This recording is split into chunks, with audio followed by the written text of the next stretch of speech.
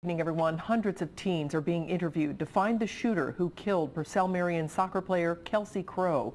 They were with her at a Sweet 16 party at the YMCA on Melrose Avenue on Saturday night. Social media apparently played a role in drawing a crowd outside. Police believe more than one gunman in the crowd shot dozens of bullets that night, killing Kelsey and injuring two others. Local 12's Deborah Dixon shows us how some are looking for answers while police pursue leads. The night was chaotic. Shots fired, teens hiding, bleeding, running. Bullets littered Melrose Avenue in front of the YMCA. Kelsey Crow was shot behind the wheel of her car. I feel like it was too soon. She had so much potential. Kelsey's cousins came to the scene of the crime today with flowers. They're looking for something. It was my mom's idea to come back here because she thought that it would give me a little bit of closure with dealing with the situation. And she said a prayer and... Do you feel better? Not really. Answers are not here. Police are looking for them with the community's help. Residents held an anti-violence rally. And so we have to come out and support each other as a group. That's right.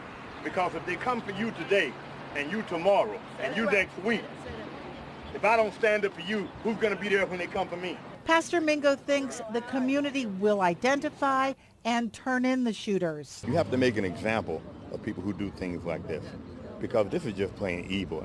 In the neighborhood, there is talk some teens were upset they couldn't get into the party. The teenagers inside the party were having such a good time, they posted it all over social media.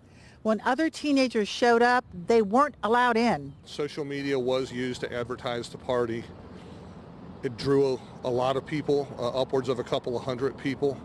But there's no reason to believe that that is precisely what led to this tragedy. There are other possibilities, including the gunmen were looking for someone, but not Kelsey Crow. Clearly, Kelsey Crow was an innocent person who was just trying to go home from a birthday party. Police now have security video from outside the Y that night.